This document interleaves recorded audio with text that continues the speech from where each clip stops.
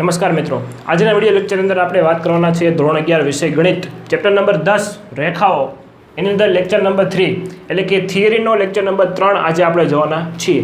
આ ચેપ્ટરની થિયરીની અંદર આપણે 3 ભાગ પાડેલા છે, જેની અંદર જે થિયરી નંબર 1 છે એની અંદર સ્વાધ્યાય 10.1 ની થિયરી આપણે જોઈ, થિયરી લેક્ચર નંબર 2 ની અંદર આપણે સ્વાધ્યાય 10.2 ની થિયરી જોઈ અને આજના થિયરી લેક્ચર નંબર 3 ની અંદર આપણે 10.3 અને 10.4 અને પ્રકરણ સ્વાધ્યાયને આપણે થિયરી જોવાના છીએ। તો મિત્રો આજનો લેક્ચર છે એ ખૂબ જ મહત્વનો છે અને ડિપેન્ડ છે લેક્ચર નંબર 2 પર।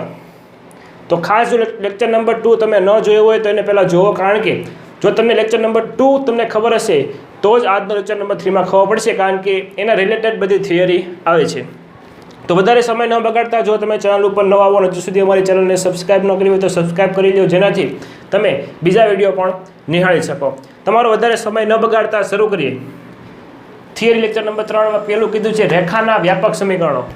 જો રેખાનું વ્યાપક સમીકરણ ax + by + c = 0 અહીં મેં લખેલું છે, એ તમારે યાદ રાખવાનું છે કે રેખાનું વ્યાપકમાં વ્યાપક સમીકરણ હોય, વ્યાપક એટલે શું થાય? લેટેસ્ટ સમીકરણ। તો ax + by + c = 0 વ્યાપક એટલે બધે યુઝ થતું હોય, બધે વપરાતું હોય એવું સમીકરણ કયું છે? ax + by + c = 0 છે। હવે એના વિવિધ સ્વરૂપો આપણે જોવાના છે, એટલે એકબીજા સાથે સરખામણી કરી એકબીજી વસ્તુ મેળવવાની છે। એટલા માટે હું તમને કહું છું કે લેક્ચર નંબર 2 પર ડિપેન્ડ છે, કારણ કે લેક્ચર નંબર 2 ની અંદર જે થિયરી જોઈ ને એની સાથે સરખામણી કરવાની છે આ વ્યાપક સમીકરણની। એમાં પહેલો છે ઢાળ અંતઃખંડ સ્વરૂપ, એટલે કે ઢાળ વાળું જે સૂત્ર હતું, ઢાળનું સૂત્ર y = mx + c, જે એક અંતઃખંડ આપેલો હોય, અંતઃખંડ એટલે શું થાય? યામ આપેલો હોય, કોઈ એક અક્ષનો યામ આપેલો હોય, એનું અંતઃખંડ એટલે કોઈ અંતર, એવું સમીકરણ આપણે જોયું લેક્ચર નંબર 2 ની અંદર y = mx + c। તમે ફિઝિક્સની અંદર પણ ભણો છો તમે, તો એની અંદર અહીં મેં શું કર્યું છે, આ સમીકરણમાં y ને કરતા બનાવો। કઈ રીતના કરતા બનાવો? તો કે c ને પહેલાં હું આ બાજુ લઈ ગયો તો -c થઈ ગયું। ત્યારબાદ શું કર્યું તો કે મેં બધાને b વડે ભાંગી નાખ્યા, તો મને આવું સમીકરણ મળ્યું। આ y મેળવવા માટે મેં આને અને આને c અને ax ને આ બાજુ લઈ ગયો, બરાબર ને, એટલે માઇનસ થઈ ગયું, માઇનસ અને બધાને b વડે ભાંગી નાખ્યા એટલે y ને કરતા બની ગયું। આ y ને મેં આ સમીકરણ y = mx + c એટલે કે અંતઃખંડવાળું સમીકરણથી સરખાવું છું, તો y ના y એમનો રેડી, આ x ને x એમનો, તો m બરાબર m એટલે ઢાળ, ઢાળ બરાબર શું થઈ જશે? -a/b। જો a b c શું છે? એ કિંમતો છે। શું છે? કિંમતો a b c। એ તમને રકમની અંદર આપીશ ત્યારે વધારે આપણે જોશું, ખ્યાલ તમને યાદ કરાવીશું। તો m બરાબર -a/b અને y અંતઃખંડ c છે એ પોતે શું છે? y અંતઃખંડ છે। હવે તમે કહો સર કાંઈ ખબર પડતી, જોઈએ આપણે। આમ તમને યામ આપેલા હોય તો તમને આ રેખા આપેલી હોય a, એનો અહીંયા તમને c કીધો હોય, બિંદુ કીધું હોય, એને યામ 0 અને c હોય ને, તો આ c છે એ શું છે? y અંતઃખંડ છે। જો y અંતઃખંડ એટલે આટલું અંતર, તો y અંતઃખંડ શું થઈ જાય? c બરાબર -c/b થઈ જાય, એટલે કે આ રેખામાં જે c આપેલો હોય એને માઇનસ કરવાનો, ભાગ્યા શું કરવાના? b બિંદુ કરવાના, એટલે કે આ સૂત્ર થઈ ગયું અંતઃખંડ સ્વરૂપ। હવે મેં અંતઃખંડનું સૂત્ર કીધું, તો અંતઃખંડ એટલે શું થાય? તો કે એક અક્ષને કાપે છે આ રેખા, જ્યારે બે અક્ષને કાપે આ રીતે, જોઈએ ક્યાં જગ્યા છે, અહીંયા જગ્યા છે, તો કરી નાખી, એટલે આ થોડુંક આપણે નાનું કરી દઈએ, તમને સમજાઈ જાય। તમે લેક્ચર નંબર 2 તો નહીં જ જોયો હોય, એટલા માટે તમને સમજાવવું પડશે મારે, કારણ કે આપણે સર કંઈ એમ કરવાનું છે નહીં, એવો આપણો નિયમ છે ને। કાંઈ વાંધો નહીં, હાલો મિત્રો જે હોય એ વાત જવા જોઈએ। હવે અહીંયા તમને બે અંતઃખંડો આપેલા હોય, અહીંયા હોય 0b અને અહીંયા કીધું હોય 0a, સોરી a0, કારણ કે x અક્ષ ઉપર a બિંદુ હોય ને y આમ શું હોય? 0, અહીં x આમ 0 હોય, તો a કીધું હોય, તો આ અંતર થઈ જાય a અને આ અંતર થઈ જાય b, તો a અંતઃખંડ અને b અંતઃખંડ શું થાય? તો સૂત્ર આવે ax/a + y/b = 1। તો મેં શું કર્યું? અહીંયા કરતા બનાવ્યા, કઈ રીતના જોજો। અહીંયા આ વ્યાપક સમીકરણ છે આપણું, તો હું શું કરું તો કે c ને આ બાજુ લઈ દઉં, -c થઈ ગયું। ત્યારબાદ બધાને c વડે ભાંગી દો, તો અહીં શું થઈ જાય? 1, તો અહીં 1 થઈ ગયું। ત્યારબાદ આ a છે ને છેદમાં લીધો, કારણ કે છેદનો છેદ ક્યાં જાય? અંશમાં, તો પાછું a ઉપર વહી જાય તો ax થઈ જાય, ભાંગા c થઈ જાય, એટલે મેં હું -c વડે બધાને ભાંગી નાખ્યું। -c કેમ? કારણ કે આ બધા શું થઈ જાય? -c, તો -c વડે બધાને ભાંગી નાખ્યા હતા, એટલા માટે। આ b ને ઉપર લઈ જાય તો ખાલી by થઈ જાય, તો by ના છેદમાં શું થાય? -c વડે ભાંગ્યા હતા। તો એટલે કે મારે કહેવાનો મતલબ શું છે? તો કે a અંતર મેળવવું હોય ને, એટલું a અંતઃખંડ મેળવવો હોય તો a અંતઃખંડ કઈ રીતે મળે? તો કે -c/a કરવાથી મળે। લખું x અંતઃખંડ કઈ રીતે મળે? -c/a અને આ બી છે, બી એટલે શું થાય? વાય અંતખંડ. તો કઈ રીતના મળે? -c/b મળે છે. ખબર પડે છે તમને કાંઈ કે અઘરું લાગે છે? એકદમ ઇઝી છે, થોડુંક સમજવું છે. લેક્ચર નંબર 2 ખાસ તમે જોઈજો. મેં સરખામણી કરી છે એકબીજાની, અને તમે સાયન્સના સ્ટુડન્ટ છો, તમે સરખામણી તો આવડતી જ હશે, આશા રાખું છું.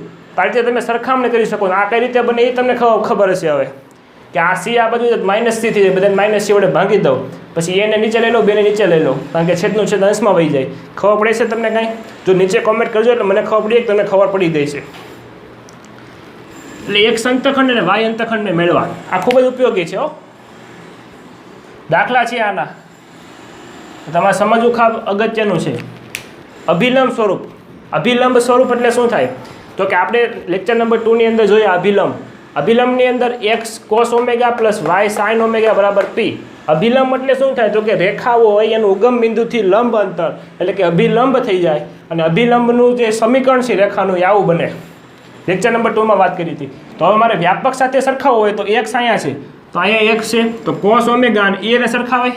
તો cos ઓમેગા બરાબર માઇનસ પ્લસ ઓર માઇનસ, તો માઇનસ ઓર પ્લસ a/√a² + b². આ ક્યાંથી આવ્યું ને એ ન પૂછતા, કારણ કે આ તમારે યાદ રાખવાનું છે. હવે ક્યાંથી આવ્યું ને એ હું તમને કહું ને તો આકૃતિ દ્વારા તમે સમજો ને તો તમને ખ્યાલ આવે.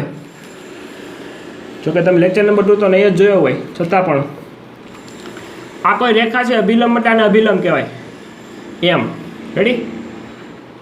એમ ના p છે એ શું છે? લંબ અંતર છે. તો પછી અહીંયા પાયથાગોરસ મૂક્યો છે ને એટલે આવું આવ્યું છે વર્ગમૂળની અંદર a² + b².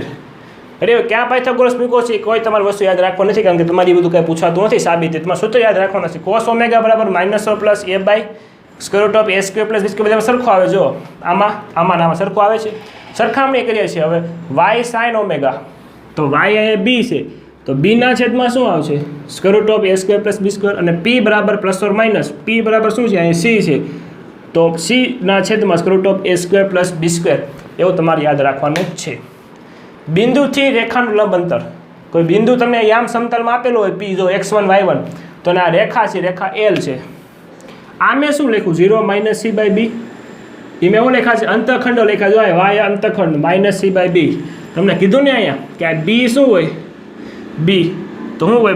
-c/b. તો મેં b બિંદુ લખ્યા. 0b લખો એટલે શું લખ્યું મેં? 0 - c/b. હવે એવું જ આપણે સમજવાનું છે બધું. અને અહીંયા જે મેં -c/a લખ્યું, ક્યાંથી લખ્યું છે? a 0 થાય કે નહીં? a 0. તો a બરાબર શું જોવો થાય? -c/a છે, તો મેં -c/a લખ્યું છે. એટલે હવે તમે ધીમે ધીમે બધું મિક્સ ન કરતા, ગોટાવા ન કરતા, ખીચડી યાદ રાખજો બધું. બિંદુથી રેખાનું લંબ અંતર d બરાબર માનાંકની અંદર રેખાનું સમીકરણ છે. કઈ રેખા? તો કે l રેખા.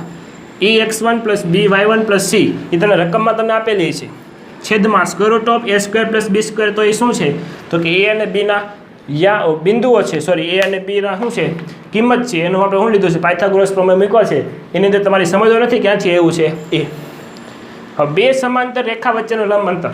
જ્યારે પણ બે રેખા રીતે સમાંતર જતી હોય ક્યારે છેદે નહીં, એવું એની વચ્ચેનું લંબ અંતર d આપણે મેળવવાનું કીધું છે મિત્રો.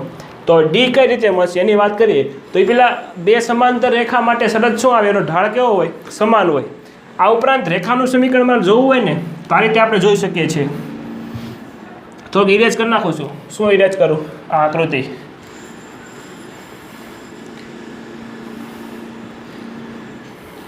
રેડી? હવે જોઈજો, આ બંને રેખા સમાંતર છે ને એનો મતલબ શું થાય? વ્યાપક સમીકરણ છે.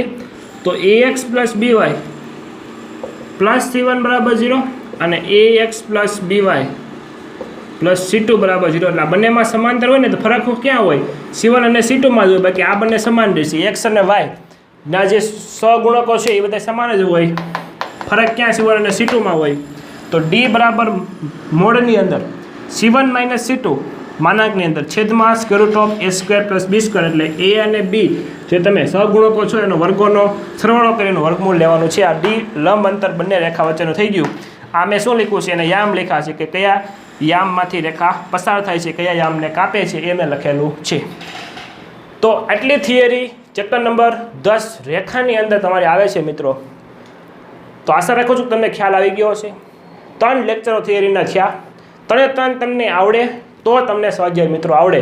એટલે ખાસ મારો એક આગ્રહ છે, એક રિક્વેસ્ટ છે કે તમે પહેલાં ચેપ્ટર સમજતા પહેલાં તમે થિયરી ખાસ સમજજો. કાંઈ કન્ફ્યુઝન લાગે તો નીચે કોમેન્ટ કરજો. અને ખાસ વિડીયો તમને કેવો લાગ્યો, તમારે બીજા કયા વિડીયો જોતા છે, લાઈવ લેક્ચર જોતા છે કે નહીં, તમામ માહિતી તમને નીચે કોમેન્ટ બોક્સની અંદર તમે લખશો એ આગ્રહ રાખું છું. આ સાથે આજનો આ લેક્ચર નંબર 3 એને પૂર્ણ જાહેર કરીએ. અને ખાસ મિત્રો ચેનલ ઉપર નવા હો તો ચેનલને સબસ્ક્રાઈબ કરીને જ જજો, કારણ કે જેનાથી અમારા ઉત્સાહમાં વધારો થાય, અમે તમને કંઈક નવું આપી શકીએ. એના માટે ખાસ મિત્રો ચેનલને સબસ્ક્રાઈબ કરી બાજુમાં આપેલા બેલ આઇકનને દબાવી દેજો. ફરી મળીશું, ત્યાં સુધી જય હિન્દ, જય ભારત.